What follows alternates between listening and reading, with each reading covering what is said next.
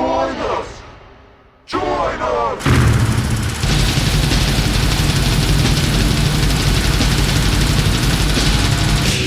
Hello! Welcome back to the Shadow Cult podcast. Don't forget, you must join us if you want to live. Join us! But anyways, so this is episode 4, I believe. Yep, episode 4 of the Shadow Cult podcast, and we are doing a first. A non-WWE review. Oh my god, can you believe it? Mm-hmm. Outrageous. Finally. We are reviewing the big rival of WWF, WCW. We're reviewing WCW SuperBrawl III. 1993. Fucking 3 right there. But of course, I'm not alone. I'm joined, as usual, by Scott and Walter. Hello. Hello.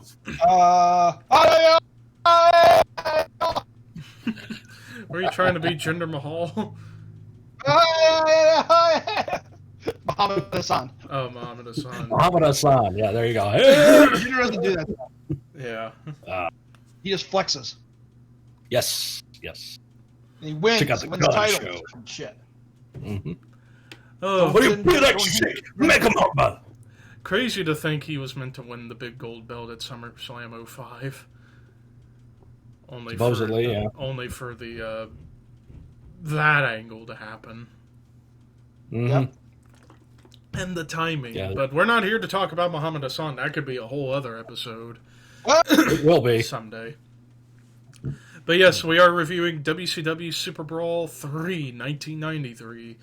And this show took place in Asheville, North Carolina, with an attendance of 6,500, a sellout with 6,200 paid. Excuse me, $55,000 live gate, and pay-per-view buys worldwide 90,000. Compared to the rest of the pay-per-views from 1993 in WCW, SuperBrawl was actually the 5th lowest attended pay-per-view. Tied for the lowest was Fall Brawl and Halloween Havoc. It was the second biggest live gate. Starrcade was first. And then the pay-per-view buys was the 5th lowest. Starrcade was first. So, needless to say, business-wise, pay-per-view buys, not that great around this time. Livegate and attendance did pretty decent, but buy rates, iffy. But you guys are going to give us a history lesson of where the company and the business was in 93. And hint, this is the beginning of the wrestling recession in the States. Well, just into it. Yeah, we're once again doing another pay-per-view around this time frame where we're in that wrestling recession where everything is going downhill. And in WCW, this is a big turning point for the company. It is a changing of the guard, as it is right when Bill Watts has resigned his position as the executive vice president, whatever title he had at the time, and Eric Bischoff has applied and been given the rights as being the new executive vice president. If you watch the credits at the end of this pay-per-view, there were credits on these pay-per-views back then, folks. Eric Bischoff is right at the end as executive producer, even though he's still playing the third-tier, interview type guy. A week prior to the pay-per-view, Jim Ross' final appearance on WCW television before he would go jump for WWF. And we would also start seeing changes happen, too, from the Bill Watts administration saying goodbye, such as something that Walter mentioned earlier on before we started recording about the top rope and things like that. I'm sorry, whose final appearance was it? Jim Ross's final appearance a week before the pay-per-view. Yep, he's gone. That's right, he was gone. Okay, that's right, yep. Because he applied for the executive vice president position and was turned down. It's so crazy because I caught a glimpse of an interview that JR and Jim Cornette did where they were asked about the Attitude Era, and this subject came up, and because Jim Ross was a quote-unquote wrestling guy, he didn't get the spot. Bischoff sold them on being a TV guy and knew a little bit about wrestling, hence why he got the spot as executive vice president. And ironically, JR went and climbed the corporate ladder at the sports entertainment company. Right, and would sign some of the biggest names that would ever come to the business. Go figure. Great business decision from WCW. But yeah, so a big changing of the guard happening there. Some of the crazy rules that Bill Watts had: no using the top rope. There were no pads on the floor, things of that nature. All that stuff is starting to be fizzled out, and it was a big turning point. Bischoff would not be like ATM Eric yet for another year, because at this point Dusty is still booking. Once again, watch the credits, and you can still see kind of like his footprints on the show too. Certain tactics of Dusty are prevalent on the show too. So it'd be another year before Hulk Hogan would start coming around there, and all these other big names at WWF would start coming down there for the big money. Yep. Well, with all that out of the way, time to get to the show itself. And this is a 8-card show. We got a few title matches, or actually just 2 title matches, if anything. But a lot of debuts, returns. The big return was Ric Flair after losing the Loser Leaves Town match to Mr. Perfect on Monday Night Raw the month prior. Finally comes back home to WCW, and holy crap, did the crowd go crazy when they first saw him come out of the limo. And it's Flair country. Yep, North Carolina. So this was a big moment for WCW, that their all-time greatest superstar that they ever had, Ric Flair, finally came home after spending almost a year and a half with the competition. So, and real quick tie-in a little bit to one of our last episodes. Ric Flair left WCW doing the exact thing Vince McMahon was afraid Bret Hart was going to do when he went to WCW, and that is taking that company's world title with him. Keep that in mind. Yep. Crazy stuff back behind the scenes in that time. So with that being said, excuse me, time to get on to the card. Before the card, we had an introduction with Eric Bischoff bringing out Johnny B. Bad to be like a co-correspondent of the show along with Missy Hyatt. And it's like, yeah, say what you will about Missy Hyatt and her reputation with the guys in the back, but damn, fraternity. But damn, she was pretty back then. You got to say, I mean, Missy, for her time, I mean, she played the dumb blonde very well, and really, she was working. If you meet Missy, she's but she knows the business. She's very well educated in the business. Jake Roberts was her first boyfriend, in the business, so he's going to teach her a thing or two. And and this is still like when Missy was a Southern belle before she became a New York Yenta. God! And now all I could think about now with Missy Hyatt is that shoot interview where she measured wrestlers' dick sizes. Yep, did that with kayfabe commentaries, yeah. Which I have not watched the whole thing. I gotta see it just to understand what the hell is going on, but yeah. Say what you will about Missy and her fraternity reputation with the boys, but damn, she was fine. And that was like the first time I saw her in her prime. And it was like, wow.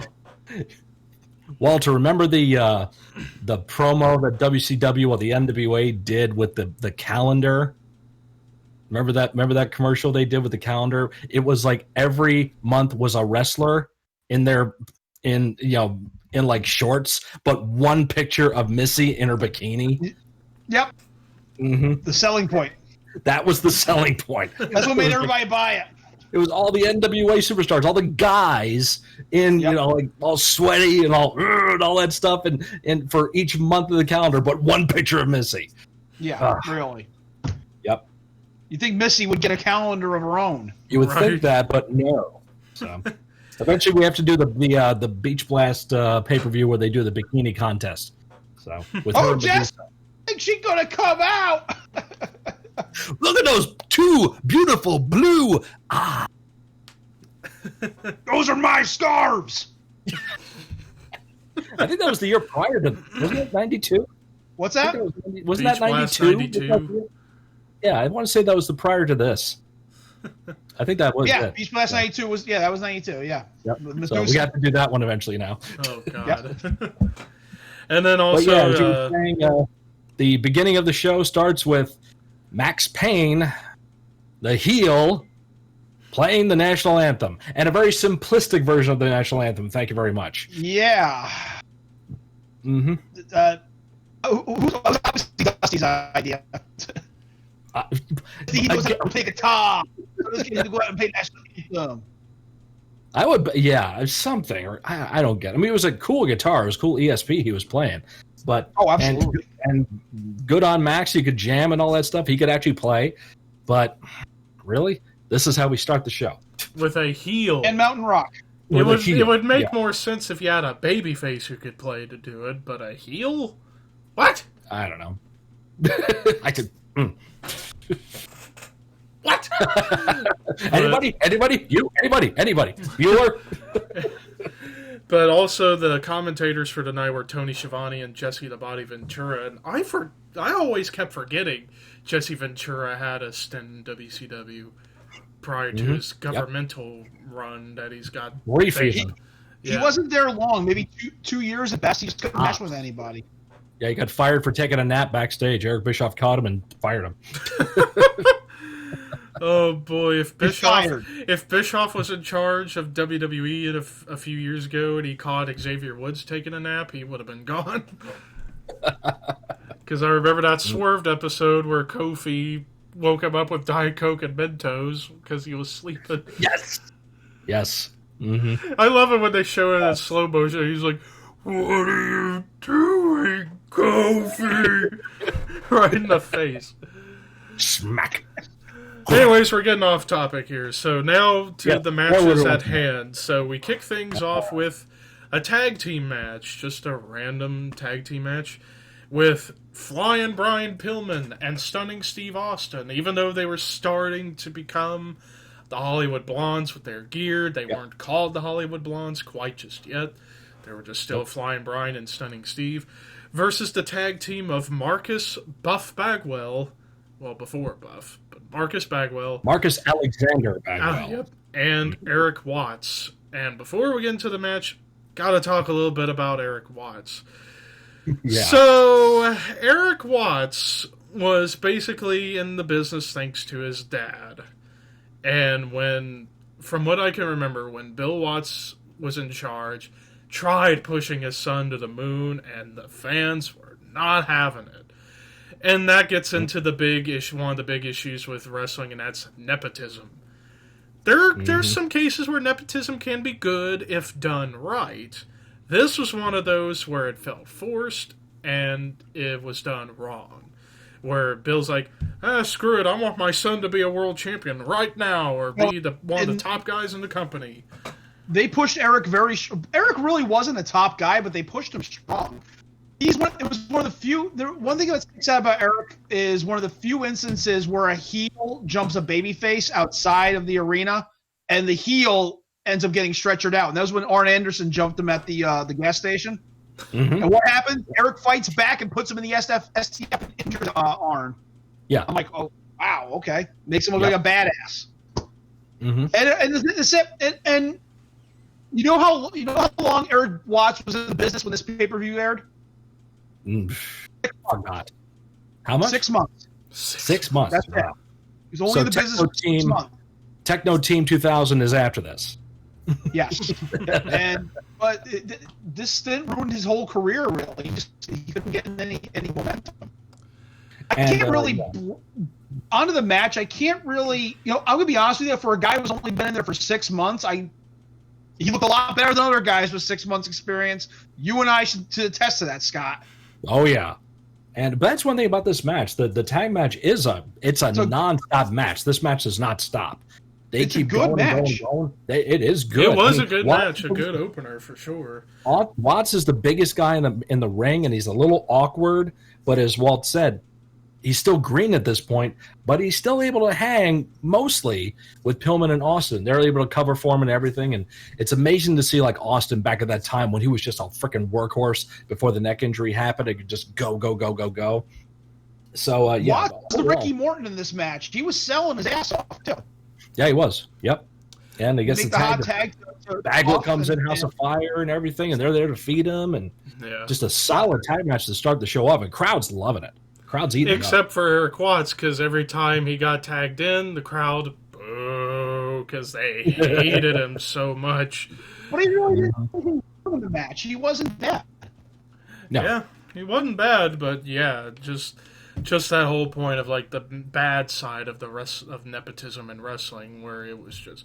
And if I recall, I can't remember if it was 92 or 93, but in like PWI or something, or the Observer, whatever. But then again, I hate Dave Meltzer, so I don't care. But it got voted most disgusting promotional tactic, which, yeah, fair, because, yeah, Eric, they tried to make him the top guy in such a short time with Bill Watson. It just... He was mid-card at best. Yeah. He wasn't that high up. No, he wasn't. He was never really pushed that hard. Yeah, like... They were trying to make new stars. Remember, we talked about this on another episode. I think it was their first episode we doing King of the Ring 95. At that time, WWF was in a hiring freeze. They couldn't bring any new faces in. WCW now is in the transition period. You know, the NWA and WCW thing is starting to split up now, as we'll see later on this show. They're trying to find new talent and trying to make some new up-and-coming stars. And hopefully they wanted Eric to be one of those guys. And, okay, he's Bill Watts' son. That just makes him great, right? So we'll just hotshot him and throw him out there with all these other guys. And it never works that way. Yeah. Kensuke Sasaki, I do remember that. Oh, yeah. Yep. Yeah. Was it Hase or Chono that they had training Watts to show him how to do the STF properly? Chono. It was Chono? Okay. Chono was the NWA champ. Mm-hmm. Prior to that. So that was before badass Yakuza Chono that we all know. So it was right. White Meat Babyface using Asia as music. Chono. Yeah. Only time will tell. Leaving now. But in the end, the Hollywood Blondes defeated Watts and Bagwell in 16 minutes 34 seconds. So this is one of the longer matches on the show. And it was a good opener, a good tag match. Even though it was kind of thrown in, it was still good for what it was. And the crowd loved it. Not Eric Watts, but everybody else. No, but yeah. The point of the match was to establish the Hollywood Blondes because they had plans for them. And to an extent establish Bagwell, because wasn't this around the time when Bagwell debuted as well? Or first came out? No, Buff was around for at least a year prior to this. Yeah, Okay. at least that, yeah. He had come from the GWF promotion where he was the handsome stranger. Handsome stranger. Yep. And then they brought him in as the new blue chipper Marcus Alexander Bagwell. Oh, yes. Ricky Steamboat, Dustin Rhodes have been showing me all sorts of things, teaching me, and I'm so thankful and appreciative to all you good folks out there. Textbook white meat babyface promos and everything else. He called Missy Hyatt ma'am.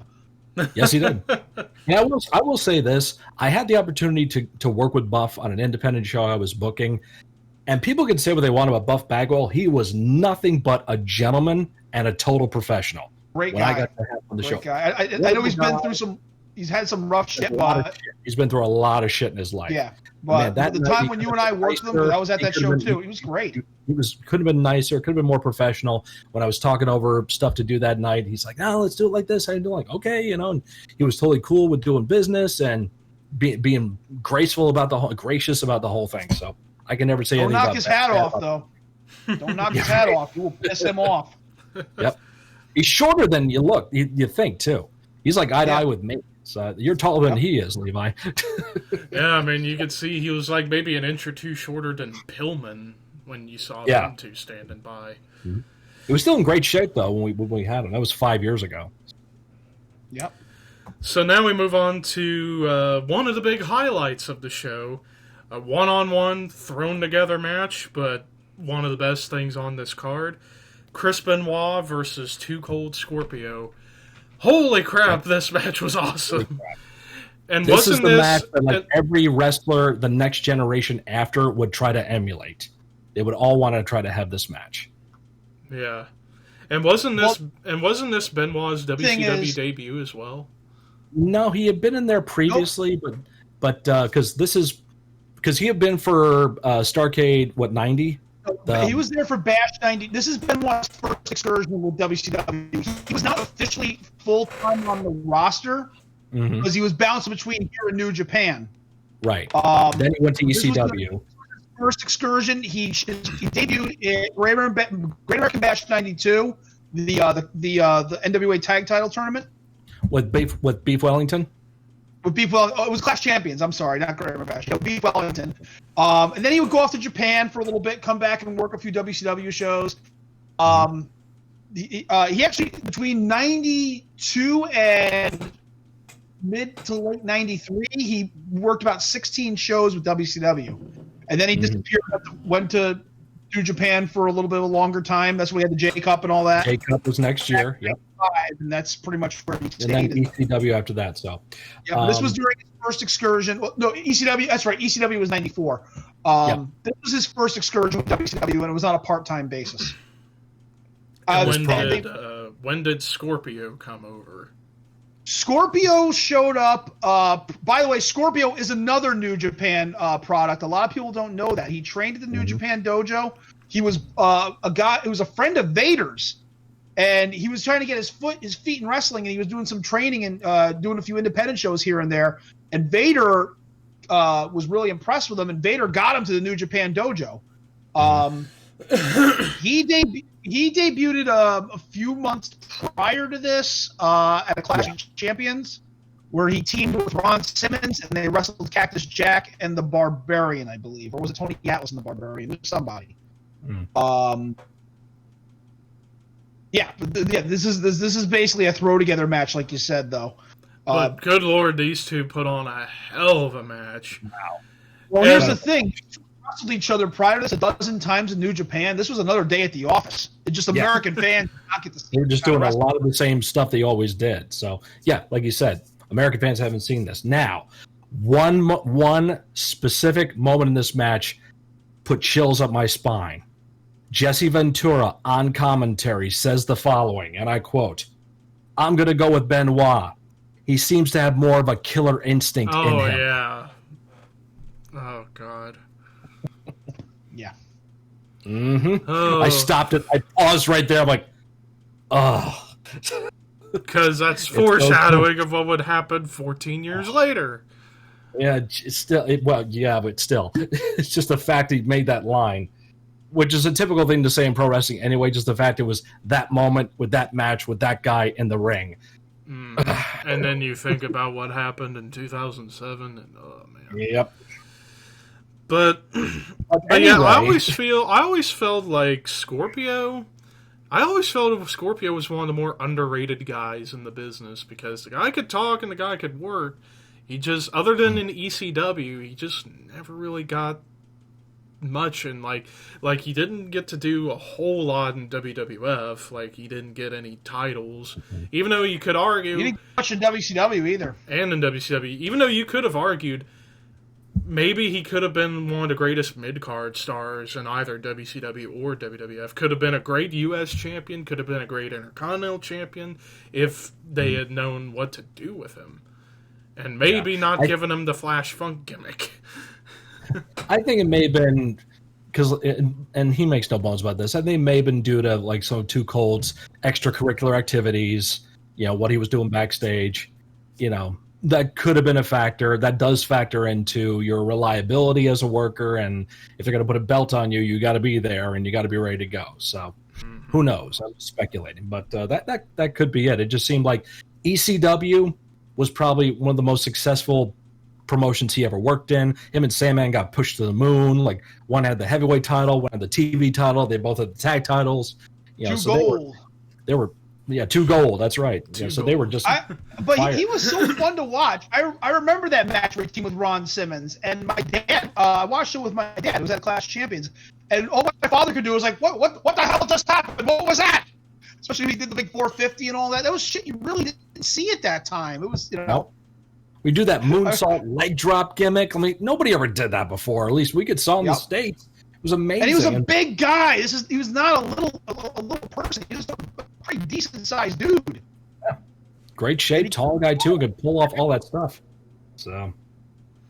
And what was also great with this match, these two were So what else was great about this match was, they just went on and just did some crazy stuff to the point where every single time you heard the ring announcer announcing how much time was left, they were getting close to the end of the match, and then I loved the finish to this match. Too Cold Scorpio beats Chris Benoit in 19 minutes, 59 seconds with 1 second left of the time. Oh. Ding, ding, ding, ding. Here I was thinking... So well played out. Here I was thinking, with it going down to that time limit stuff, I thought to myself, oh man, it's going to be a draw. Because I never seen this pay-per-view before I watched it. I thought, oh god, it's going to be a time limit draw, isn't it? Nope, with 1 second to spare, Scorpio gets the win. I'm like, oh, they actually did that back then. And the crowd pops crazy for it, too. When I first saw this pay-per-view back in '93, I saw it when it originally aired. I was pretty certain that Benoit was going to win this match because they pushed him. They pushed him pretty hard, and they debuted him at Clash of Champions against Brad Armstrong the prior month. So I'm like, when you think of that, because that's one thing the Clash of Champions did was anybody like well-known or like a new guy they would bring in that they're going to push, they would have him debut at the Clash. So he debuted against Brad Armstrong, had a great match with Brad Armstrong, and I'm thinking, okay, they're going to push this guy. And I was very surprised to see Scorpio win, but I think that's because they didn't want to invest too much in Benoit because they didn't know. He was like when we had Bobby Ocean in Your Face Wrestling. We didn't know we were getting him back. Right. Mm-hmm. Yeah, when you got great talent and everybody wants a piece of them, it's hard to lock him into something like that. And because he would be at this time he was bouncing between WCW and New Japan, literally working both promotions. Yeah, and if they can't pay him the money that he thinks he can make in Japan, he ain't gonna come. So now we move on to the third match of the card. We get Bill Irwin versus the British Bulldog, Davey Boy Smith. If I believe this might be Davey's first pay-per-view match in WCW. And it was his debut after being in WWF for a long time, and then after dropping the Intercontinental title to Shawn Michaels, comes over and has this match. It was short, but this match was mostly done to put Davey over, make him look good. That's all it going was. Forward. Yeah. So this was basically just an enhancement match for Davey to look good and go over, and because hell, the following pay-per-view after this, he's going after the world title. Right. So he makes it clear after the match, the promo. He makes it clear he's done it for Vader. I see you got the Sting, the Sting, and the strap. Only for one reason. This the other day, for the world championship, heavyweight champion of the world. I forgot this was the show when that blind Mike botch happened. I'd seen it on Botchamania so many times back then. I forgot it was this show when he said it. What the hell did he say at the Rumble that we watched last week? Oh, that I'm bizarre. Whatever, baby boy. And also, just to mention, too, Bulldog wrestles Wild Bull Irwin, who's coming off his run in World Class and working in Florida and various other territories, too. Bill Irwin would go on to become the Goon in WWF. That's probably, unfortunately, what he's more famous for. But I always liked his work as Bill Irwin. When he was Bill Irwin in, like, World Class and stuff like that, I always enjoyed his work. I thought he was really good. He's a good hand. He's a good hand. He had some really good Not a great promo. Minnesota guy trying to be a Texas cowboy. Didn't work. But still, in the ring, good hand. Could have put on a good match. So they had the right guy in there to make Bulldog look good. Yeah. And in the end, Davey Boy Smith beat Bill Irwin in 5 minutes, 49 seconds. Just like I said, just an enhancement match to get Davey over, to get him going forward towards the world title match at Slamboree. And yeah, that was really it. Now we get to the final match of the first half of the show. Oh, go ahead, Walt.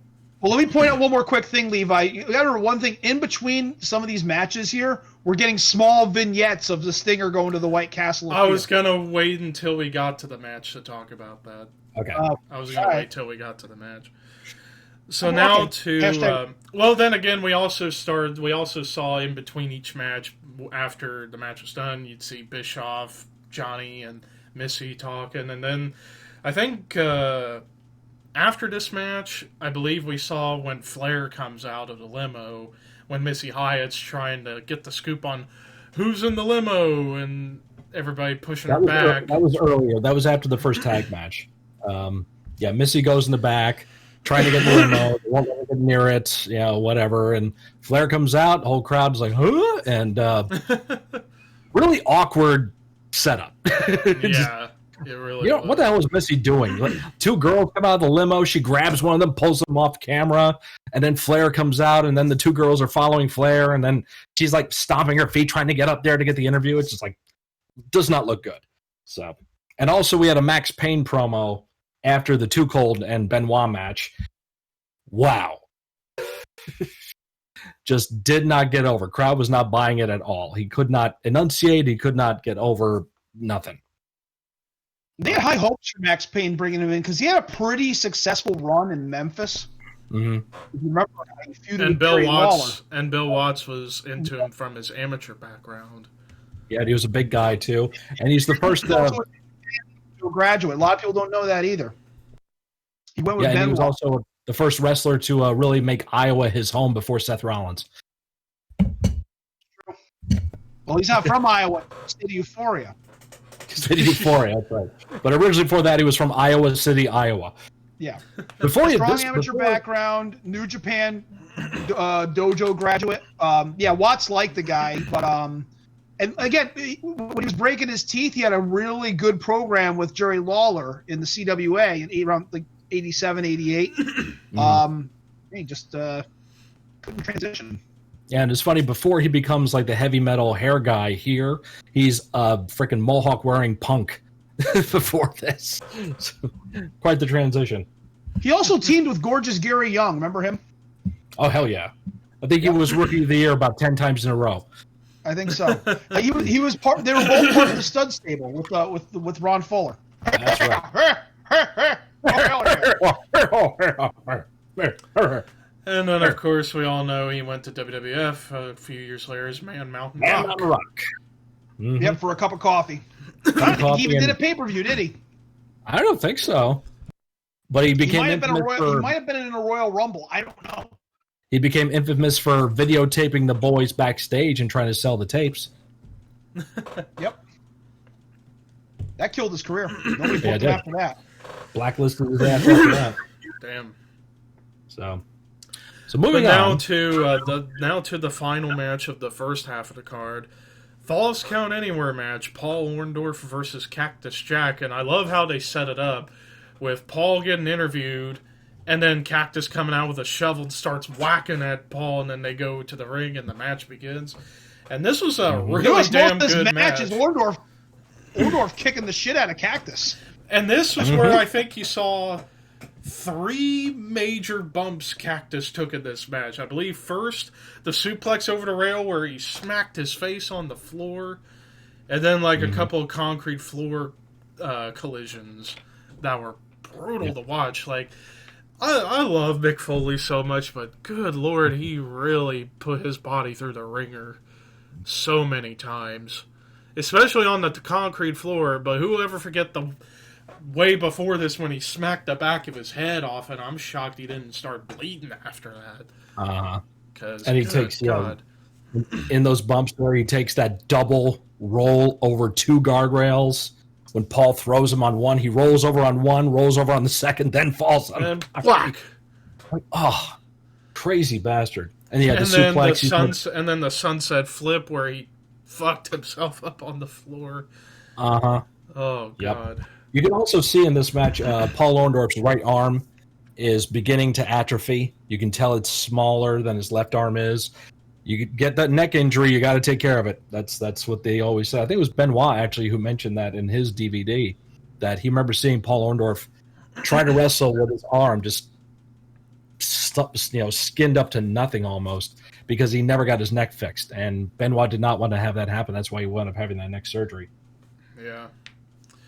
But overall, this was a really damn good Falls Count Anywhere match. But yeah, those 3 bumps Foley took. Good Lord. But he sure knew how to make the other guys look good by taking those bumps to make it seem like, good Lord, these guys really like to punish for the match Foley. The psychology for the match was extremely simple. It was extremely simple. I mean, it had a very, classic, basic format, with the heel going up and hope spot, but just in a little bit more of a hardcore format, if you want to say that. Yeah. Basically, this match, about 90% of it was Cactus getting his ass kicked, and then finally making a quick comeback and getting the win. And the crowd is really getting behind Cactus in this match. And you hear it definitely at the end. And to my recollection, I believe, didn't Cactus turn babyface shortly before this show? Yeah, he turned babyface at the Thunderdome match. Yeah, because where he teamed with, didn't he? I know he teamed with Dustin. Did he also team with Sting? Sting, that's what I thought. Yeah, he was filling in for somebody, and he was like a last minute replacement. And they went against Orndorff, Rude, and I think Austin. I could be wrong. It was a Clash of Champions. Yeah. Yeah. But in the end, Cactus Jack defeated Paul Orndorff in 12 minutes, 17 seconds. Big pop. Big pop for Cactus. Yeah. Mm-hmm. And now we get to the second half of the show. And we kick off the second half with another tag team match. We have the Heavenly Bodies, Dr. Tom Pritchard and Stan Lane, with Jim Cornette and beautiful Bobby Eaton, versus the Rock and Roll Express, Robert Gibson and Ricky Morton. And mind you, this was not an official WCW sanctioned match. This was a Smoky Mountain Wrestling match. Right. Mind you, also, we see the same match later down the road at Survivor Series. The best match on that Same show. Year. Yes. Despite the crowd not giving a crap. Basically, Smoky Mountain Wrestling is going on. Jim Cornette's in charge of that. Bill Watts is the guy running WCW. Bill, of course, is the man who put together the Midnight Express and Mid-South Wrestling. So Jim owes a lot to him. And when Jim started starting his own promotion, him and Bill were talking about trading talent and developing talent and all that stuff. So they formulated the idea of doing this angle. And it was at this show that, of course, Bill is resigning. He's leaving the company, but he put the deal him and Jim Cornette had in writing, signed it, and faxed it to him, and that meant WCW had to give Jim the money that Bill had promised verbally to give him for the exchange of talent. And that money helped keep Smoky Mountain Wrestling going for a little bit longer than it did. But Bischoff was not a fan, and this is also on the table for three that happened with Jim Cornette, Michael Hayes, and Eric Bischoff. They discussed this. This is the night that Jim and Eric pass each other in the hallway, and Jim questions Eric about being the one who screwed up a promo that they had cut to set this match up. It's the promo where everything that Jim Cornette is saying that's burying WCW is being potted out. You can't hear it. And Jim blames Eric for it, but Eric says, no, I didn't have anything to do with that. That was probably people telling you that because you wanted to hear that. All kinds of drama. That led to Jim Cornette hating Bischoff for years, and eventually wiping a booger on his Corvette when he was filming a promo outside the power plant. But anyway, so yeah. More changing of the times when WCW happening with this match. But this match is awesome. It was a great match. What more can you expect from the Rock and Roll Express and the Heavenly Bodies? Yep. Education and tag team wrestling psychology. Watch this match. Again though, for these two teams, because how many times have you and I seen the Rock and Roll Express and the Heavenly Bodies wrestle? This is another day at the office for these guys. Oh, yeah. They this match blindfolded, still be a perfect match. Yep. You can, like I said, if you want to become a wrestler and you are interested in tag team wrestling, this is a match you got to watch. Or any old Midnight Express, Rock and Roll Express tag match. They just have magical chemistry together, and they wrestle each other so many times, but I can't remember two matches from these teams that was exactly the same. Format maybe, but they always change shit up. And they had hand signals and code words, and they do the Tennessee tiptoe spot in this match, and all kinds of stuff like that just to get the crowd going. And the crowd eats it up. They're in Carolina. It's Jim Cornette. It's the Rock and Roll. It's ready-made to be freaking amazing. So top of the card for me in this match. Oh, great match.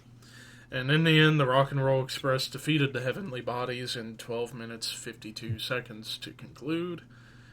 Yep. Now we move on to the first of two championship matches of the night for the WCW United States Heavyweight Championship. Champion Dustin Rhodes defending against Max Payne. Now, originally, This was supposed to have been Dustin Rhodes versus Ron Simmons, but Ron Simmons ended up getting injured, so they had to slip in Max Payne. And this is shortly after Dustin Rhodes won a tournament final against, I believe, Ricky Steamboat to get the title after Rick Rude had an injury and had to surrender the title. And so just imagine, though, if Ron hadn't gotten hurt, if we had this match, this could have been a classic. But what we ended up with, this did not go over well. It did not go over well, and the finish didn't help either. Just because Dustin had Max Payne up on his shoulders, and as he swung him around, Max Payne's foot hit the ref. That's a DQ? What? That's a DQ. Yeah. Made no sense at all, and it just... Ugh. And as Walt was saying, Watts was high on Max because of his amateur background, and he was a big guy, and Watts always liked the big guys. Payne looks horrible. I mean, the outfit he's wearing is like so generic indie. Yeah. It's trying to sign itself because it's such a mark for itself. I mean, it's ridiculous. I mean, it's the singlet, it's the pleather shorts, shitty boots, no tape, no elbow pads, knee pads, anything. No logo designs, nothing. Nothing. Absolutely nothing. I mean, when he was Man Mountain Rock, they colored him up and made him stand out. Here, it's just some dude you see at the bar trying to wrestle Dusty Stun. Yeah. That's like Dustin Rhodes was having a hell of a tenure in WCW. He could have a great match with guys like Austin, Rude, Steamboat, Barry Windham. Yep. I just don't think Max Payne was seasoned enough to. Because Dustin was still somewhat green here, not completely. He was still seasoning himself up here. I just don't think that. I think Dustin was Dustin's in probably about his fourth year as a pro. I think fourth or fifth. And Max Payne wrestled a little longer than he has. But I just don't think Max Payne was at a caliber where he could carry somebody a little lesser experienced like Dustin to a good match. No, and Max looks like he's blown up. It looks like he just can't keep it going. This match never gets out of first gear. It just stays very slow. And after the tag match they just had, I could see where it would be kind of like trying to bring the crowd down, but it never like it doesn't keep the level. It drops it, which is not what you want. You want to keep them level. You want to bring another peak up there. You don't want them to fall back down, which they did. So. But in the end, Dustin Rhodes defeated Max Payne by disqualification in 11 minutes, 28 seconds. And before we get to the next match, we get Ric Flair coming down the ringside, and holy crap, did the crowd go crazy for this.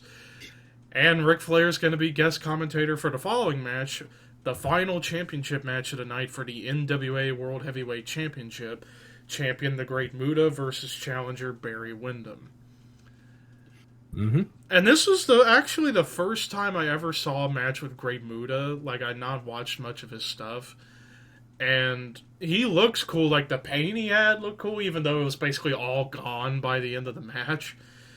That's a Muta match, though. So typical, yeah. He's always losing that paint. Always. Any match that goes over 10 minutes, paint's gone. Yep. Yeah. And here I thought, on paper, Windham versus Muta, Windham being a great worker in his own right, Muta, one of the all-time legends in the history of the business, you would have thought this match would have been an all-time classic. And what we got, it was alright. It wasn't a bad match, it was just kind of there. I think the problem that this match suffers for, a lot of this match, it was Muta with the headlock on the ground and not really a whole lot of anything else. That's the kind of match that Barry Windham was used to having, and Barry was working for the world title against Flair, 7 years prior to this. Right. And that's kind of like what they're used to doing when it comes to having a world title match. Set your heat kind of slowly at the beginning, listen to the crowd, feel them out, get them up, do a big spot, then bring them back down again, and so forth. And Muta style, Windham style doesn't mesh too well. I think Muta's trying to do more in American style, which is not his thing. But at this time, Walt, you let me know what you think about this. Muta was not the top guy level yet. He was getting there. He was getting there, but he's not there yet at this point. I'm kind of about that because Muta. Here's the thing. I think he was trying to slow down because when you watch Muta go, like you watch any of his matches, like in New Japan, it's pedal to the metal. All right. Yeah. I think the problem is, because Muta is familiar with the American style, but I think Muta was trying to dumb it down a little bit too much. And the other thing is, too, he wasn't wrestling as the great Muta. He was the great Muta in terms of character. But here was the thing. Muta, there's Kaiji Muto, which is more of what you're seeing right here. Right. And then there's the great Muta. The Muta is the sports entertainment gimmick. We don't see the mist. We don't see Muta doing any sort of weird antics in this match. Because if you watch Muta in New Japan, if you watch Muta even in early 1989 JTEX Corporation NWA, there's a lot of gimmicky stuff going on there. Right. So I think Muta, considering this is an NWA heavyweight title match, they want to make it like a pure, because this is a purified, like wrestling personified match. It has a clean finish and all that. I think Muta was kind of like trying too hard to make it seem like a legitimate contest, rather than adding in that sports entertaining stuff. That kind of threw him off because he knows how to work in American style. He just slows it down maybe a little too much. Because do you remember the pay-per-view prior to this? You have Muta wrestling Chono. Right. And when Muta wrestled and Muta and Chono wrestled in the finals of the G1 Climax, everybody in the audience threw their seat mattresses into the ring as a sign of appreciation and respect for the classic they just put on in the ring. You put Muta and Chono in the ring at Starrcade 92 for the NWA title. It was boring as shit. It was a horrible, boring match because you had two guys trying to think. I think they're trying to like replicate and pay homage to Lou Thez, with a 15-minute headlock and such. And that's where I think that going back to this match, it's where it kind of hurt it. It wasn't a bad match. It just those styles. I think maybe they upped tempo a little bit, and Muta put in a little more of the great Muta we know. I don't even think he did. Correct me if I'm wrong. Did he do the handspring elbow? I don't even think we saw that. Oh, yes, he did. He did do that at the end, right near the end. He does that. He does that. He does the moonsault twice. You never see what you said before. He never does the mist, never does it at the beginning, like ceremonially or anything like that. You don't see this stuff. You don't see any of that. You don't see him do any of the gimmicky, stuff. He's also babyface in the match too. So Levi, I would recommend go back to 1989, 1990. Look for any great Muta Sting TV title matches, and you're going to see some incredible fast-paced matches there. That's the Muta that we remember when we were growing up. Yeah, I think the problem was also he was working babyface and was a heel a lot of times over in America. Right. He was trying to kind of split. The crowd is split in this match too. They're not really sure who they're supposed to cheer for. So that was confusing. I would think they would have cheered Muta because Barry was still on heel at this point. That's the problem. They weren't buying it. So I don't know. But yeah. But in the end, not the best effort, but not terrible either. Yeah, it was just all right. Like like Scott said. If you want some of Muta's best stuff, we'll revisit some. We could do an episode on Muta, or we can revisit a New Japan card because there's lots. Trust me, the man's got volumes of great matches. Oh yeah, volumes. Probably one of the best top five. Probably one of the top 5 workers in the '90s, honestly. And you wouldn't know that watching this match. Because he's got stuff on there that's incredible.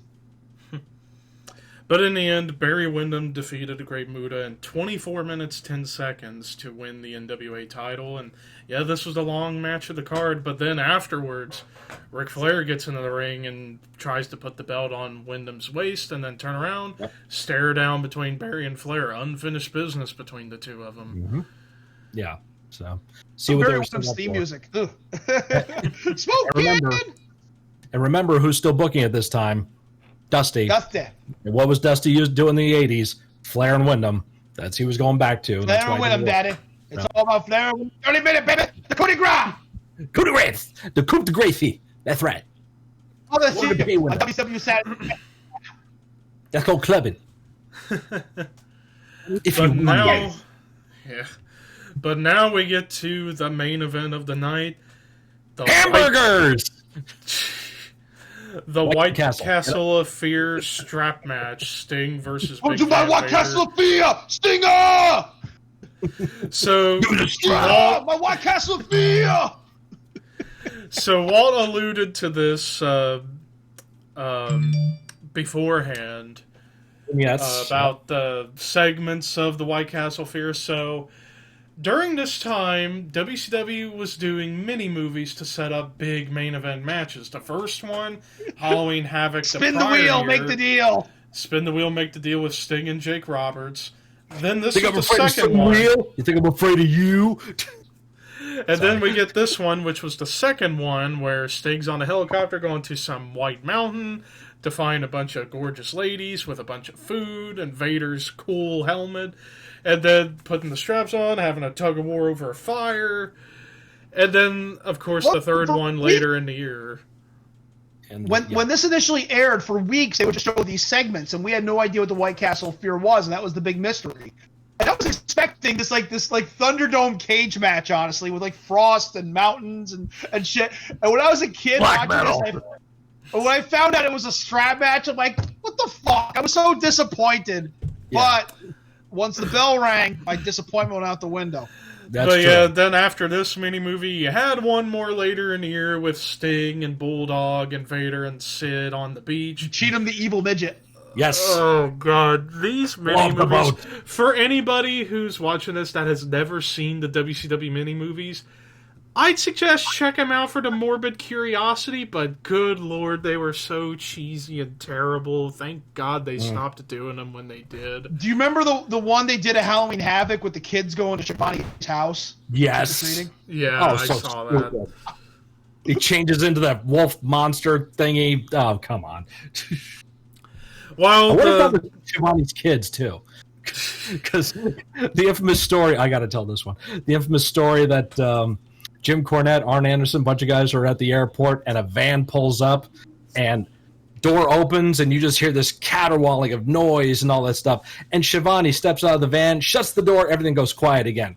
All his kids are in the van, sending him away. He goes over to Arn Anderson. Arn Anderson looks at the van, looks at Tony, says, Shivani, you got enough cum in you to shampoo a buffalo. oh god. I'll let you take that in. Oh my lord. Why Shivani didn't stay in WWF long, because they wanted him to move to Connecticut, and the cost of living in Connecticut compared to where I think it was Charlotte or Atlanta was night and day. Yeah, and he couldn't afford a house in Connecticut with all his kids. Nope. No. That's why he was not there long.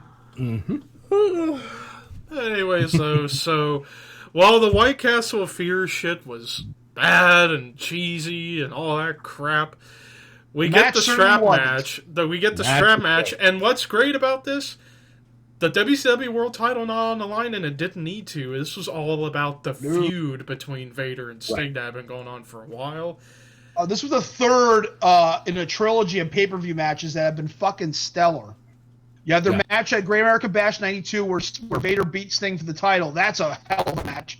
Sting takes a big-ass beating in that one.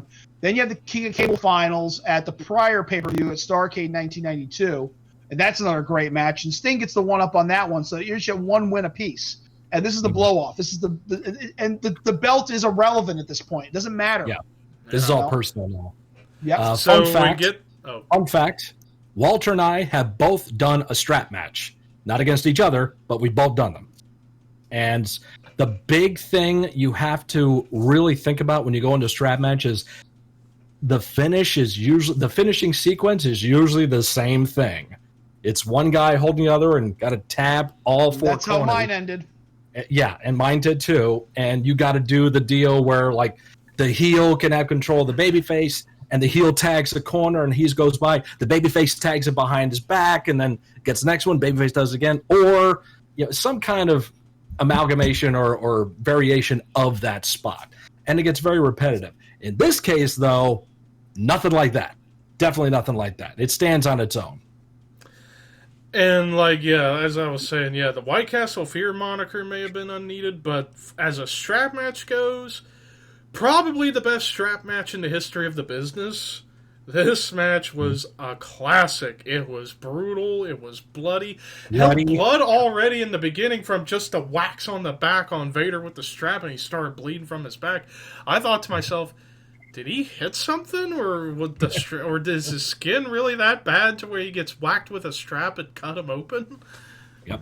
When you said hamburger, Scott, I thought you meant Vader's face after this match. No. Holy shit. I was thinking White Castle. Yeah, well that, but I also thought thinking of the side of Vader's White face Castle. too. His ear gets like folied. It's like fucking his ear bled, and then Sting got color in the match too. Yep. Man, these two just This is definitely one of the most violent Sting. Vader has a plethora of violent matches. Sting look doesn't. at any match. Look up any match with Cactus during '93. Cactus, Stan Hansen, Inoki, that one fight with Inoki. Holy there, shit. yeah. Yep. So. This is a very violent Sting match. You don't see Sting in matches this visceral. This is pretty rough. Yeah.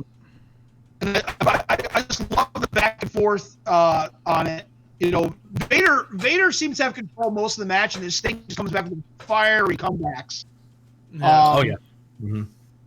Yeah, this is definitely a landmark match for Sting and a landmark match for Vader, without question. I put top 5 for Sting in his lineup.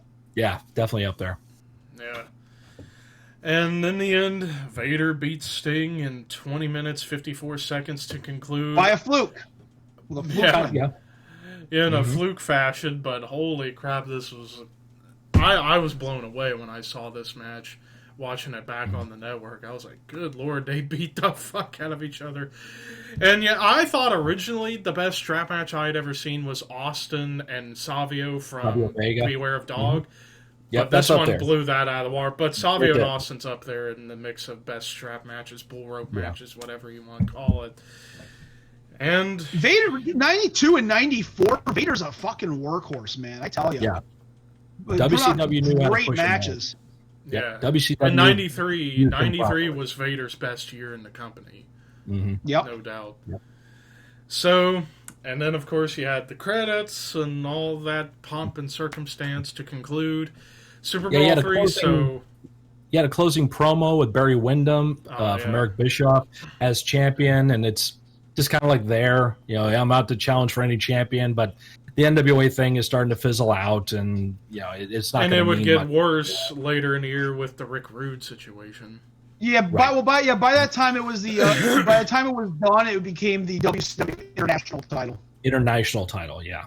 And then the Rude came back and feuded with Flair over it. Flair got it back. No, Sting got it, and then they merged it together. The NWA thing was done. That was the last time the NWA ever had any sort of major mainstream prominence. And it will be a year later. ECW, and we all know what happened there. Right. And a year later, ECW would hold the NWA World Title Tournament. Shane Douglas won, threw down the belt, and ushered in the era of ECW from that point. So, yep. And ironically, the NWA has never been relevant since. And interestingly, not ironically, coincidentally, I guess, Shane Douglas beats Too Cold Scorpio. So, go figure. Yeah. Yeah, imagine that. So yeah, a little lesson to you wrestling kids out there. WWE was not the first company to have 2 separate world championships. Nope. Right here. Nope. Now time for... New Japan hosted the tournament for this title. Yes. The title. Mm-hmm. Yep, they had... crap, I forgot what I was going to say. Well, this is another example of wrestling promotions in the States trying to make some kind of international connection. They're trying to get money any place they can because the wrestling. Well, WCW was in the middle of their partnership with New Japan at this time. Right. This is when they were doing the January 4th Super Show. Right. Which wanted to become Wrestle Kingdom. Yeah, exactly. Yes. Yep. When Bischoff took over, the relationship sort of dissolved. It's like Benoit going back. Then he would resurge it once again in 95, 96, especially with the NWO. So, but when the NWA thing started fading away, so did the relationship with New Japan for a very brief time. Right. So And now that is now on to best match and worst match. Best match goes to Sting versus Vader in the White Castle Fear strap match. However, an honorable mention to Too Cold Scorpio Chris Benoit, because that was a close, very close second. Worst match goes to Dustin Rhodes versus Max Payne for the United States Heavyweight Championship. Just imagine if Simmons was healthy, we could have had a great match between him and Dustin, but it is. Yeah, it was hard. It was hard for me to pick a favorite on this show because I had three: the Benoit Too Cold match, the Rock and Roll Heavenly Bodies tag match, and Vader and Sting. I mean, all great for all three different reasons. For Benoit Too Cold being an amazing wrestling match, for the tag match being a great tag match, and the main event being a hell of a fucking bloody brawl gimmick match. So really, really hard to pick a favorite for me. But the worst match of the show, yep, sorry, Max Payne, Dustin Rhodes. All right, Walt. Definitive. I mean, I'm with Scott. I love the three matches that he mentioned, but if I got to pick one, I will go with Vader and Sting. Worst match, same thing. Dustin and Max Payne. It just didn't work. It just, like I said, I don't think Max Payne was seasoned enough to or talented enough to carry Dustin to a good match. Not at that point. Nope. Maybe later down the road, if it was Dustin, like it was Goldust, we probably would have had a much better match. Much better. Yeah. But before we go and plug our stuff and whatnot, time to talk about future plans for this show. So we got pretty much all of June planned. So this is the upcoming schedule we got for the Shadow Cult podcast. For the 4 episodes we're doing in June, in order, first we're talking WWF King of the Ring 1996. Then we're going to talk WCW Great American Bash 1989. Then we're going to go to King of the Ring 2001. And then to WCW Great American Bash 1990. So that is our current June calendar.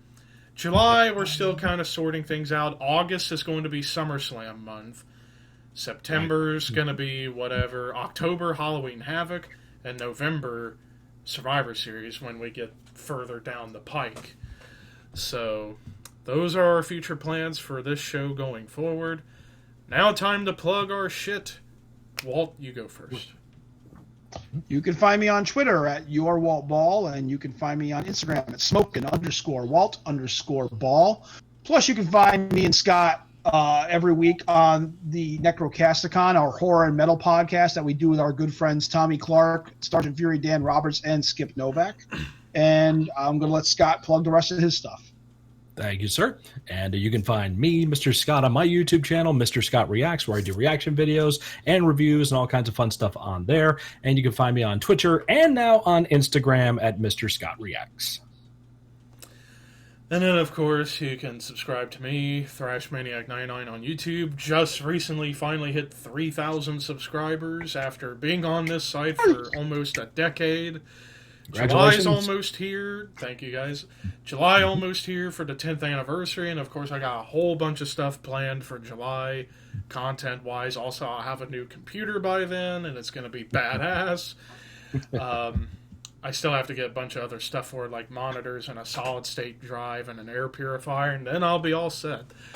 You can also follow me on Twitter and Twitch at ThrashManiac99. If you want to add me on Snapchat for whatever reason, it's at ThrashManiacYT. Even though I don't really use Snapchat at all, I only have it because my current girlfriend has it, and there you go. Yes, I have a girlfriend. Well, we haven't had a date yet, but we're trying to we're trying to make it happen.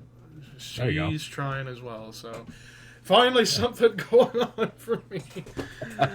Oh, yay! Boy. And also subscribe to the channel. Subscribe to the Shadow Cult. Comment away. Give us your suggestions. If you want to see us do a review of a pay-per-view of some kind, we'd love to get feedback from you guys, so please do. And hit the notification bell as well. And the Minecraft stuff coming soon. We're waiting to record more Minecraft Village City. In fact, I might restart that series when the computer gets here, so I might scrap some of the stuff that was already made and just build the map back up from scratch, which I don't have a problem with. I always like to do that anyway. So we'll revamp the Village City series here in about a month or so. But Alrighty. anyways, thank you guys for watching episode 4 of the Shadow Call podcast. Until next time, horns high, and we'll see you soon.